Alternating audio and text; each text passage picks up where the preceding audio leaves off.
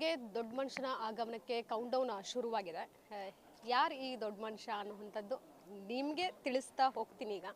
ಸದ್ಯಕ್ಕೆ ಚಿತ್ರದ ನಾಯಕ ನಟ ಹಾಗೂ ನಿರ್ದೇಶಕ ಶರತ್ ಕೃಷ್ಣಪ್ಪ ಅವರು ಇವತ್ತು ನಮ್ಮೊಟ್ಟಿಗೆ ಇದ್ದಾರೆ. ಅವ್ರನ್ನೇ ಮಾತಾಡಿಸ್ತೀನಿ. ಸರ್, ದೊಡ್ಡ ಮನುಷ್ಯ, ನೀವೇನು ದೊಡ್ಡ ಮನುಷ್ಯನಾ? ಈಗ ಇಂಡಸ್ಟ್ರಿಗೆ ಬರ್ತಾ ಇದ್ದೀರಾ, ನೀವೇನು ದೊಡ್ಡ ಮನುಷ್ಯನಾ ಹೇಳಿ? ಆಗಬೇಕು ಅಂತ ಬಂದಿದ್ದೀನಿ ಮೇಡಮ್. ನಿಮ್ಮ ಪ್ರಕಾರ ದೊಡ್ಡ ಮನುಷ್ಯ ಅಂದರೆ, ಯಾಕಂದರೆ ಈಗ ನಮ್ಮ ಕಲ್ಪನೆಯಲ್ಲಿ ದೊಡ್ಡ ಮನುಷ್ಯ ಅಂದರೆ ಯೂಶ್ವಲಿ ಯಾರಾದರೂ ಕಾಲು ಎಳಿಬೇಕಾದ್ರೆ ಇರ್ಬೋದು, ಅಥವಾ ಫ್ರೆಂಡ್ಲಿಯಾಗಿ ಆ ಮಾತನ್ನು ಹೇಳ್ತೀವಿ, ಬಿಡಪ್ಪ ನೀನೇನು ದೊಡ್ಡ ಮನುಷ್ಯ ಅನ್ನೋ ಥರ. ನಿಮ್ಮ ಪ್ರಕಾರ ಈ ಒಂದು ಸಿನಿಮಾಗೆ ಟೈಟಲ್ ದೊಡ್ಡ ಮನುಷ್ಯ ಅಂತ ಇಡೋದಕ್ಕೆ ಒಂದು ಸೂಕ್ತವಾದ ಕಾರಣ ಏನು? ದುಡ್ಡಿದ್ದವನಲ್ಲ ಗುರು ದೊಡ್ಡ ಮನ್ಸಿರೋನೇ ದೊಡ್ಡ ಮನ್ಸ. ಒಂದು ಒಳ್ಳೆ ಮನ್ಸಿಟ್ಕೊಂಡು ಜನಗಳಿಗೋಸ್ಕರ, ಆಮೇಲೆ ಯಾರು ಕಷ್ಟದಲ್ಲಿರ್ತಾರೆ ಅವ್ರಿಗೆ ಸ್ಪಂದಿಸೋ ಅಂಥವ್ರನ್ನ ನಾವು ದೊಡ್ಡ ಮನುಷ್ಯ ಅಂತ ಕರಿಬೇಕು ಅಂತ ಹೊರಟಿದ್ದೀವಿ. ಹಾಗಾಗಿ ಈ ಸಿನಿಮಾಗೆ ಆ ಒಂದು ಕ್ಯಾರೆಕ್ಟ್ರಿಗೆ ಹೇಗೆ ಸೂಟ್ ಆಗುತ್ತೆ ಅನ್ನೋದಕ್ಕೆ ಈ ಒಂದು ಟೈಟಲ್ನ ಇಟ್ಟಿದ್ದು ನಾವು. ಯಾವಾಗ ಶುರು ಮಾಡಿದ್ರಿ ಸಿನಿಮಾ? ಸರ್ 2023 ಕಂಪ್ಲೀಟ್ ಆಗಿದೆ 25. ಈಗ ನೀವು ಹೇಳಿದ್ರಿ ಸಿನಿಮಾ ರಂಗ ಅಂತ ಹೇಳಿದ್ರೆ ಬಣ್ಣದ ಲೋಕ, ಮೇಲೆ ನೋಡೋಕ್ಕೆ ಸಾಕಷ್ಟು ಏರುಪೇರುಗಳಿವೆ. ನಿಮಗಾದಂತಹ ಅವಮಾನ ಏನಾದರೂ ನೆನೆಸ್ಕೊಳಕ್ಕೆ ಇಷ್ಟಪಡ್ತೀರಾ? ಯಾವುದಾದ್ರೂ ಒಂದು ಕಾಡ್ಗಿಚ್ಚಿನಂತೆ ನಿಮ್ಮನ್ನ ಕಾಡಿ ಇಲ್ಲ ನಾನು ಮಾಡಲೇಬೇಕು ಇದನ್ನು ಅನ್ನೋಂಥದ್ದಕ್ಕೆ ಏನಾದರೂ ಒಂದು ಕಾರಣ ಆಯಿತಾ? ಎಸ್, ಖಂಡಿತವಾಗ್ಲೂ. ಬಟ್ ನೆನೆಸ್ಕೊಳ್ಳೋಕೆ ಇಷ್ಟ ಇಲ್ಲ ನನಗೆ. ಆದರೆ ನೀವು ಕೇಳ್ತಾ ಇರೋದಕ್ಕೆ ಹೇಳ್ತಾ ಇದ್ದೀನಿ.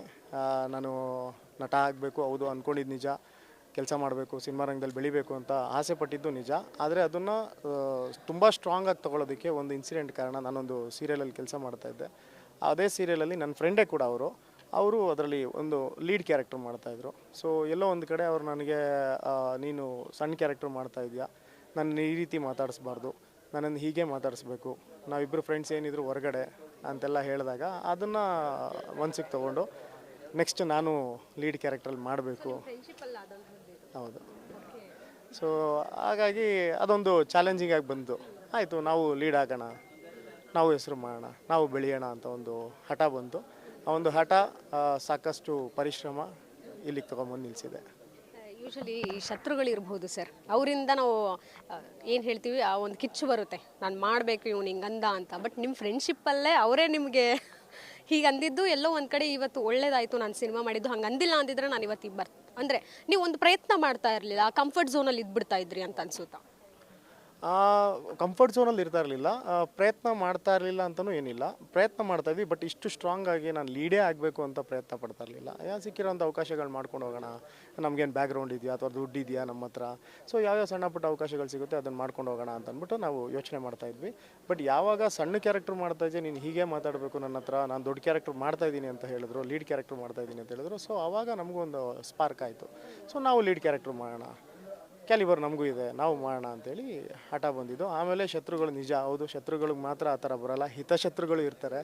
ಸೊ ಹಿತಶತ್ರು ಇವರೇ ಆಗಿದ್ರು ಅನಿಸುತ್ತೆ ನನಗೆ.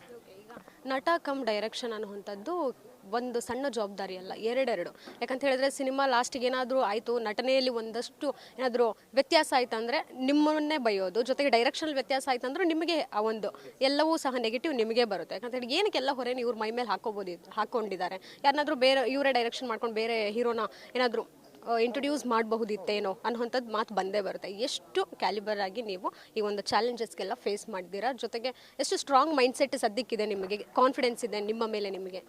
ಸೊ ನನ್ನ ಕೆಲಸದ ಮೇಲೆ ನನಗೆ 100% ಕಾನ್ಫಿಡೆಂಟ್ ಇದೆ. ಏನು ಅಚ್ಚುಕಟ್ಟಾಗಿ ಮಾಡೋದಕ್ಕೆ ಸಾಧ್ಯ ಅದನ್ನು ನಾನು ಮಾಡಿದ್ದೀನಿ. ಯಾವುದೇ ರೀತಿಯಾದಂಥ ಒಂದು ಸಣ್ಣ ಕುಂದು ಕೊರತೆಯೂ ಕೂಡ ನಾವು ಈ ಸಿನಿಮಾದಲ್ಲಿ ಹೀರೋ ಆಗಿರ್ಬೋದು ಅಥವಾ ಡೈರೆಕ್ಟರ್ ಆಗಿರ್ಬೋದು ಯಾವುದೇ ಕಾರಣಕ್ಕೂ ಇದರಲ್ಲಿ ಕಾಣಿಸೋದಿಲ್ಲ. ಅದರಲ್ಲಿ ನಾವು ತುಂಬ ಕಾನ್ಫಿಡೆಂಟ್ ಆಗಿದ್ದೀವಿ. ಏನು ಎಕ್ಸಿಕ್ಯೂಟ್ ಮಾಡಬೇಕು ಅಂತ ಅಂದ್ಕೊಂಡಿದ್ವಿ ಅದನ್ನು ನಾವು ನೀಟಾಗಿ ಮಾಡಿದ್ದೀವಿ. ಆ್ಯಂಡ್ ಹೌದು, ನಾನು ಡೈರೆಕ್ಷನ್ ಮಾಡಿ ಇದನ್ನು ಬೇರೆಯವ್ರಿಗೆ ಸಿನಿಮಾ ಮಾಡಬೇಕು ಅಂತಲೂ ಪ್ಲ್ಯಾನ್ ಮಾಡಿದ್ದು ಉಂಟು. ಬಟ್ ಕಾರಣಾಂತರಗಳಿಂದ ಕೆಲವೊಬ್ಬೊಬ್ಬರು ನಮ್ಮನ್ನು ನಡೆಸ್ಕೊಂಡಿದ್ದ ರೀತಿಯಿಂದ, ಸೊ ಇದೆಲ್ಲ ಒಂದು ಎಕ್ಸ್ಪೀರಿಯೆನ್ಸ್ ನೋಡಿ ಇವ್ರಿಗೆಲ್ಲ ಮಾಡಿ ನಾವು ಯಾಕೆ ಗುರು ಅವ್ರ ಮನೆ ಹತ್ರ ಹೋಗಿ ಕಾಯಬೇಕು ಅಂತೇಳಿ ನಾವೇ ಮಾಡೋಣ, ಸೊ ನೋಡೇ ಬಿಡೋಣ ಚಾಲೆಂಜ್ ಅಂತ ತೊಗೊಂಡಾಗ ನನಗೆ ತುಂಬ ಸ್ಟ್ರಾಂಗಾಗಿ ನನ್ನ ಜೊತೆಯಲ್ಲಿ ನಿಂತ್ಕೊಂಡಿದ್ದು ನನ್ನ ಫ್ರೆಂಡು, ಅವರೊಬ್ರು ಇದ್ದಾರೆ. ಸೊ ಕಾಣದ ಕೈ ಅದು ವೆರಿ ಶಾರ್ಟ್ಲಿ ಅದನ್ನು ರಿವೈಲ್ ಮಾಡ್ತೀವಿ.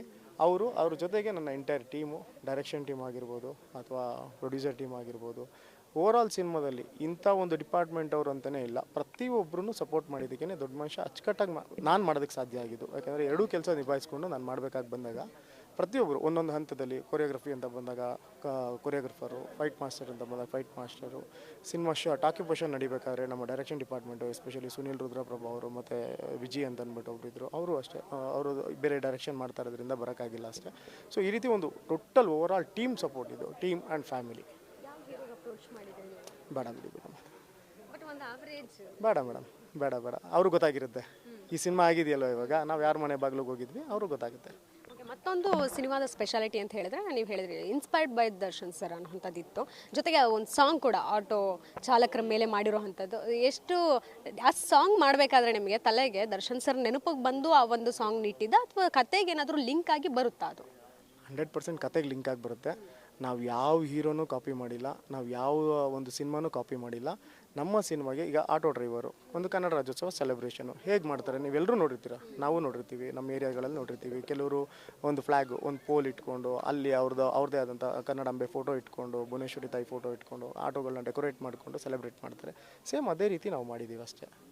ಅದು ಬಿಟ್ಟು ಬೇರೆ ಎಕ್ಸ್ಟ್ರಾ ದರ್ಶನ್ ಸರ್ನ ಕಾಪಿ ಮಾಡಬೇಕು ಅಥವಾ ಶಂಕರಣ್ಣನ ಕಾಪಿ ಮಾಡಬೇಕು ಯಾವುದೂ ಇಲ್ಲ. ನಮ್ಮ ಸಿನಿಮಾಗೆ, ನಮ್ಮ ಸಿನಿಮಾದಲ್ಲಿ ಹೇಗೆ ಬೇಕೋ ಹಾಗೆ ಮಾತ್ರ ಮಾಡಿದ್ದೀವಿ ನಾವು, ಬೇರೆ ಏನೂ ಕಾಪಿ ಮಾಡಿಲ್ಲ ನಾವು. And inspired by Darshan sir, obviously inspiring, every day inspiring, every second inspiring. ಸಿನಿಮಾಗಳಲ್ಲಿ ಅನ್ನೋದಕ್ಕಿಂತ ಹೆಚ್ಚಾಗಿ ನನಗೆ ವೈಯಕ್ತಿಕ ಬದುಕಲ್ಲಿ ಒಬ್ಬ ಮನುಷ್ಯ ಏನು ಮಾಡಬೇಕು, ಹೇಗೆ ಮಾಡಬೇಕು, ಏನು ಮಾಡಬಾರ್ದು ಎಲ್ಲವನ್ನೂ ಇನ್ಸ್ಪೈರ್ ಮಾಡಿರೋಂಥ ವ್ಯಕ್ತಿ ಅವ್ರು ನಮ್ಮ. ಈಗ ನೀವು ಆಟೋ ಚಾಲಕರ ಮೇಲೆ ಮಾಡಿರೋವಂಥದ್ದು ಅಂದರೆ ನಿಮ್ಮ ಪಾತ್ರ ಕೂಡ ಅದೇ ರೀತಿ ಕಂಟಿನ್ಯೂ ಆಗುತ್ತಾ ಸಿನಿಮಾದಲ್ಲಿ over all? 100%. Title card start ಆದಾಗಲಿಂದನೂ ಕ್ಲೈಮ್ಯಾಕ್ಸ್ವರೆಗೂ ಅವ್ನು ಆಟೋ ಡ್ರೈವರ್ ಆಗೇ ಇರ್ತಾರೆ. ಇದು ಇನ್ಸ್ಪೈರ್ಡ್ ಬೈ ಟ್ರೂ ಇನ್ಸಿಡೆಂಟ್ಸ್ ಅನ್ನೋ ಥರದ್ದು ಏನಾದರೂ ಇದೆಯಾ ಅಥವಾ ಕಾಲ್ಪನಿಕವಾಗಿನಾ? ಇಲ್ಲ, ಕಂಪ್ಲೀಟ್ಲಿ ಕಾಲ್ಪನಿಕ ಇದು, ಕಂಪ್ಲೀಟ್ಲಿ ಕಾಲ್ಪನಿಕ. ಯಾವುದೇ ಕಾರಣಕ್ಕೂ ಇದನ್ನು ಒಂದೇ ಒಂದು ಸೀನ್ ಕೂಡ ನಾವು ಯಾವುದೂ ಲೈವ್ ಅಂದರೆ ಯಾವುದೋ ಒಂದು ರಿಯಲ್ ಸ್ಟೋರಿಗಳನ್ನ ಯಾವುದನ್ನು ತೊಗೊಂಡು ಮಾಡಿಲ್ಲ ನಾವು. ಒಂದು ಈಗ ನಿಮ್ಮ ಪ್ರಚಾರಕ್ಕೋಸ್ಕರ, ಸಿನಿಮಾದ ಪ್ರಚಾರಕ್ಕೋಸ್ಕರ ಆಟೋ ರಿಕ್ಷಾ ಇರಬಹುದು, ಇದಕ್ಕೆ ಕರ್ನಾಟಕದಲ್ಲಿ ಬ್ರ್ಯಾಂಡ್ ಅಂಬಾಸಿಡರ್ ಆಗಿರುವಂಥದ್ದು ರಚಿತಾ ರಾಮ್ ಅವರು. ಏನಾದರೂ ಪ್ರಚಾರಕ್ಕೆ ಅವ್ರ ಕಡೆಯಿಂದ ಒಂದು ಸಿನಿಮಾ ಇಂಡಸ್ಟ್ರಿಯಿಂದ ಒಂದು ಸಾಥ್ ಕೊಡುವಂಥದ್ದು, ಅವ್ರನ್ನ ಕಾಂಟ್ಯಾಕ್ಟ್ ಮಾಡುವಂಥದ್ದು, ಈ ರೀತಿ ಏನಾದರೂ ಒಂದು ಬೆಂಬಲವನ್ನು ಕೇಳಿದ್ದೀರಾ ಹೇಗೆ?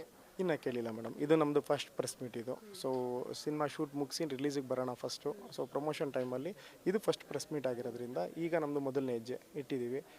ಲಕ್ಕಿಲಿ ಎಲ್ಲರ ಹತ್ರನೂ ಹೋಗಿ ಕೇಳ್ತೀವಿ, ಯಾರ್ಯಾರು ಸಪೋರ್ಟ್ ಮಾಡ್ತಾರೆ, ತುಂಬ ಖುಷಿ ಆಗುತ್ತೆ.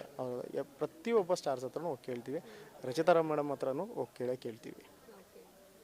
ಕೊನೆಯದಾಗಿ ಸಿನಿಮಾ ಬಗ್ಗೆ ಏನು ಹೇಳಕ್ಕೆ ಇಷ್ಟಪಡ್ತೀರಾ? ಅಂದರೆ ಇವಾಗ ರಿಲೀಸ್ ಪ್ಲಾನ್ಸ್ ಇರ್ಬೋದು, ಇವಾಗ ಸದ್ಯಕ್ಕೆ ಟೀಸರ್ ನೀವು ರಿಲೀಸ್ ಮಾಡಿದ್ದೀರಾ, ಹಂತ ಹಂತವಾಗಿ ಏನೇನು ಸಿನಿಮಾದ ಬಗ್ಗೆ ಒಂದೊಂದು ತುಣುಕುಗಳನ್ನು ನೀವು ರಿಲೀಸ್ ಮಾಡಬಹುದು, ಜೊತೆಗೆ ನಿಮ್ಮ ಸಿನಿಮಾದ ಪ್ರಚಾರದ ಒಂದು ಸ್ಟ್ರಾಟಜಿ ನಿಮ್ಮ ಪ್ರಕಾರ ಹೇಗೆ ಹೋಗುತ್ತೆ ಮುಂದಿನ ದಿನಗಳಲ್ಲಿ, ಆಡಿಯನ್ಸ್ಗೆ ಹೇಗೆ ಕನೆಕ್ಟ್ ಆಗ್ತಾ ಹೋಗ್ತೀರಾ? ಯಾಕಂದರೆ ಆಟೋ ರಿಕ್ಷಾ ಅನ್ನೋವಂಥದ್ದು ಎಲ್ರಿಗೂ ತುಂಬ ಬೇಗ ಕನೆಕ್ಟ್ ಆಗೋವಂಥದ್ದು, ಆದರೆ ಯಾವ ರೀತಿ ನೀವು ಕನೆಕ್ಟ್ ಮಾಡಿಸ್ತೀರಾ ಆಡಿಯನ್ಸ್ಗೆ ಅನ್ನೋವಂಥದ್ದು ಬಹಳ ಮುಖ್ಯ ಆಗುತ್ತೆ.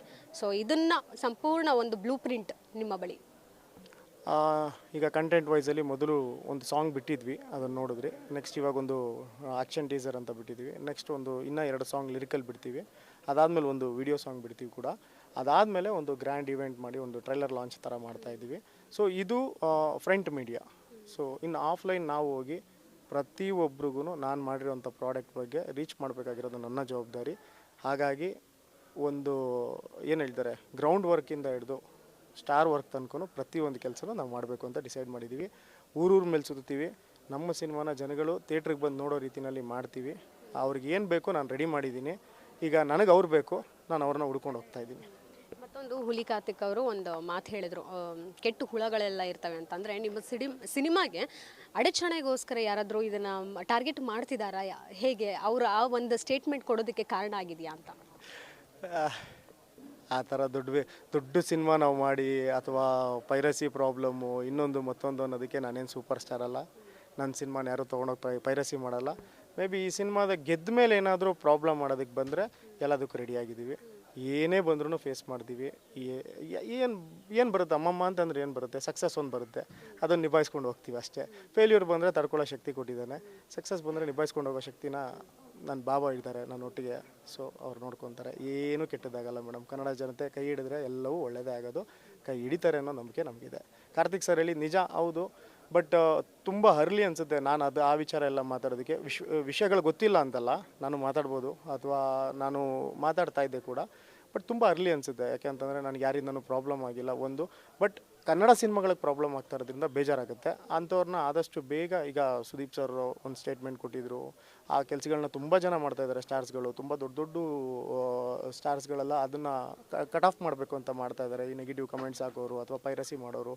ಇಂಡಸ್ಟ್ರಿನಲ್ಲಿ ಕನ್ನಡ ಸಿನಿಮಾಗಳಿಗೆ ಹೊಸಬ್ರಾಗಿರ್ಬೋದು, ಹಳಬ್ರಾಗಿರ್ಬೋದು, ಅಥವಾ ಸ್ಟಾರ್ಸ್ಗಳ ಸಿನಿಮಾಗಳಿಗಾಗಿರ್ಬೋದು, ಎಲ್ಲರ ಸಿನಿಮಾಗಳಿಗೂ ತೊಂದರೆ ಆಗೋವಂಥ ಏನು ಕೆಲಸಗಳು ಮಾಡ್ತಾಯಿದ್ದಾರೆ ಅದನ್ನು ನಮ್ಮ ಚೇಂಬರಲ್ಲಾಗಿರ್ಬೋದು ಅಥವಾ ಶಿವಣ್ಣ ಆಗಿರ್ಬೋದು, ದೊಡ್ಡ ದೊಡ್ಡ ಸ್ಟಾರ್ಸ್ ಇದ್ದಾರೆ. ಅದೇ ತುಂಬ ಅರ್ಲಿ ಆಗುತ್ತೆ ನಾನು ಮಾತಾಡಿದ್ರೆ, ಯಾಕೆಂದರೆ ನಾನು ಈಗ ಸ್ಟೆಪ್ಪಿನ್ ಆಗ್ತಾ ಇರೋದ್ರಿಂದ ಅವರೆಲ್ಲ ತುಂಬ ಇನಿಷಿಯೇಟ್ ತೊಗೊಂಡು ಅದ್ರ ಮೇಲೆ ವರ್ಕ್ ಮಾಡ್ತಾ ಇದ್ದಾರೆ. ಸೊ ಯಾವುದೇ ರೀತಿ ತೊಂದರೆ ಆಗಲ್ಲ, ನೀವು ಧೈರ್ಯವಾಗಿ ಬರ್ಬೋದು, ನಾವೆಲ್ಲ ನಿಮಗೆ ಸಪೋರ್ಟ್ ಇದ್ದೀವಿ ಅಂತ ಇಡೀ ಇಂಡಸ್ಟ್ರಿ ಇದೆ. ಸೊ ಹಾಗಾಗಿ ಯಾವುದೇ ರೀತಿ ಭಯ ಇಲ್ಲ. ಸೊ ನೆಗೆಟಿವ್ ಆಗೇ ಆಗುತ್ತೆ ಅಂತಂದರೆ ಫೇಸ್ ಮಾಡೋಣ ಮೇಡಮ್, ಜೀವನನೇ ಇದಕ್ಕೋಸ್ಕರ ಇಟ್ಟಿದ್ದೀವಿ, ಮಾಡೋಣ. ಓಕೆ, ಈಗ ನೀವು ಮಾಡಿರುವಂಥ ಈ ಒಂದು ಸಿನಿಮಾದ ಅನುಭವದಿಂದ ಇಂಡಸ್ಟ್ರಿನಲ್ಲಿ ನಾನು ಈ ಒಂದು ಕೆಲಸ ಮಾಡಲ್ಲಪ್ಪ ಅನ್ನೋದಾದರೆ ಯಾವುದು? ಇಂಡಸ್ಟ್ರಿ ಬಿಟ್ಟು ಹೋಗಲ್ಲ, ಏನೇ ಆದರೂ ಇಂಡಸ್ಟ್ರಿ ಬಿಟ್ಟು ಹೋಗಲ್ಲ, ಚಾನ್ಸೇ ಇಲ್ಲ. ಕೊನೆ ಉಸಿರಿರೋರ್ಗೂ ಇಲ್ಲೇ ಇರ್ತೀನಿ. ಅಷ್ಟೇ. 100%. ನಿಮ್ಮ ಒಂದು ಪ್ರೇಕ್ಷಕರಿಗೆ ಮುಂದಿನ ದಿನಗಳಲ್ಲಿ ಬಹುಶಃ ನಿಮಗೆ ಫ್ಯಾನ್ಸ್ ಅನ್ನುವಂಥದ್ದು ಒಂದು ಫಾಲೋಯಿಂಗ್ ಬಂದಾಗ ಅವರಿಗೆ ಕೊಡುವಂಥ ಒಂದು ಸಂದೇಶ ಇದೆನಾ? 100% ತುಂಬ ಆಸೆ ಪಡುವಂಥ ಒಂದು ವಿಚಾರ ಅದು. ಎಷ್ಟು ಕೋಟಿ ಸಂಪಾದನೆ ಮಾಡಿದ್ವಿ ಅಂತಂದರೆ ಎಷ್ಟು ಕೋಟಿ ಜನ ಇದ್ದಾರೆ ನಮ್ಮ ಜೊತೆಯಲ್ಲಿ ಅನ್ನೋದೇ. ಯಾಕೆಂದರೆ ಹಣ ಯಾವಾಗ ಬೇಕಾದ್ರೂ ಬರುತ್ತೆ, ಯಾವಾಗ ಬೇಕಾದ್ರೂ ಹೋಗುತ್ತೆ. ಜನ ಒಂದು ಸಲ ಬಂದರೆ ಮತ್ತೆ ಕಳ್ಕೊಳ್ಳೋಕ್ಕೂ ಇಷ್ಟ ಇಲ್ಲ ನನಗೆ. ಅವ್ರನ್ನ ಸಂಪಾದನೆ ಮಾಡಬೇಕು ಅಂತಲೇ ಇಲ್ಲಿವರೆಗೂ ಬಂದಿರೋದು. ಸೊ ಫ್ಯಾನ್ಸ್ ಅಂತ ಯಾರೇ ಬಂದ್ರೂ ಅವ್ರನ್ನ ಫ್ಯಾನ್ಸ್ ಅನ್ನೋದಕ್ಕಿಂತ ಹೆಚ್ಚಾಗಿ ನನ್ನ ಫ್ರೆಂಡ್ಸ್ ಥರ ಟ್ರೀಟ್ ಮಾಡ್ತೀನಿ, ನನ್ನ ಫ್ಯಾಮಿಲಿ ಥರ ಟ್ರೀಟ್ ಮಾಡ್ತೀನಿ. ನನಗೆ ಫ್ಯಾನ್ಸ್ ಅನ್ನೋದಕ್ಕಿಂತ ಅವ್ರು ನನ್ನ ಫ್ಯಾಮಿಲಿ ಆಗೇ ಇರ್ತಾರೆ. ಅವ್ರಿಗೆ ನಾನು ಹೇಳೋವಂಥದ್ದು ಏನಿಲ್ಲ, ಅವರೇ ನನಗೆ ಹೇಳೋವಂಥದ್ದು ತುಂಬ ಇರ್ತದೆ. ಯಾಕೆ ಅಂತಂದರೆ ಅಣ್ಣ ಹಿಂಗಿರು, ಅಣ್ಣ ಹಂಗಿರು, ಅಥವಾ ಗುರು ಹಿಂಗೆ ಮಾಡು, ಹಂಗೆ ಮಾಡು, ಈ ಥರ ಹೋಗು ನೀನು ಅಂತಂದ್ಬಿಟ್ಟು ಅವ್ರ ಕಿವಿ ಮಾತುಗಳು ನಮಗೆ ತುಂಬ. ಅವರೆಲ್ಲ ತುಂಬ ಬುದ್ಧಿವಂತರಿರ್ತಾರೆ ಫ್ಯಾನ್ಸು. ಸೊ ಅವ್ರಿಗೇನು ನಾವು ಬುದ್ಧಿ ಹೇಳುವಂಥ ಅವಶ್ಯಕತೆ ಇಲ್ಲ. ಎಲ್ರಿಗೂ ಅವ್ರವ್ರದ್ದೇ ಆದಂಥ ಜವಾಬ್ದಾರಿಗಳಿರುತ್ತೆ. ಮುಂದಿನ ದಿನಗಳಲ್ಲಿ ನೀವು ನಿಮ್ಮ ಸಿನಿಮಾ ಬಗ್ಗೆ ಅಪ್ಡೇಟ್ ಕೊಟ್ಟಷ್ಟು ನಾವು ಹೆಚ್ಚಿನ ಪ್ರಶ್ನೆಗಳನ್ನು ಕೇಳ್ತಾ ಹೋಗ್ತೀವಿ. ಸಾಕಷ್ಟಿದೆ ನಿಮ್ಮ ಜೊತೆ ಮಾತನಾಡುವಂಥದ್ದು. Thank you. ನೀವು ಒಂದು ಆಟೋ ಚಾಲಕರಿಗೋಸ್ಕರ ಒಂದು ಡೈಲಾಗ್ ಹೇಳೋದಾದ್ರೆ ನಿಮ್ಮ ಸಿನಿಮಾದು. ಚಿನ್ನ, ಆಟೋ ಡ್ರೈವರ್ ಅಂತ ಅಂಡರ್ ಎಸ್ಟಿಮೇಟ್ ಮಾಡಬೇಡ. ನಾವುಗಳು ನಮ್ಮ ಆಟೋ ಹಿಂದೆ ಬರ್ಸಿರೋ ಸಾಲ್ಗಳು ಎಷ್ಟೋ ಸಿನಿಮಾಗಳಲ್ಲಿ ಸಾಂಗ್ಗಳಾಗಿ ಸೂಪರ್ ಹಿಟ್ ಆಗಿಬಿಡವೆ. Don't underestimate the power of auto drivers, you bloody fool. Okay, thank you Sharath ಅವರೇ. ಸೊ ಇದಿಷ್ಟು ನಾಯಕ ನಟ ಹಾಗೂ ನಿರ್ದೇಶಕರಾಗಿರುವಂತಹ ಶರತ್ ಕೃಷ್ಣ ಅವರ ಮಾತಾಗಿತ್ತು. ಕ್ಯಾಮ್ರಾ ಪರ್ಸನ್ ವಿನಯ್ ಜೊತೆಗೆ Keerthi Patil, guarantee news, Bengaluru. Guarantee news, ಸುದ್ದಿ ಖಚಿತ, ನ್ಯಾಯ ನಿಶ್ಚಿತ.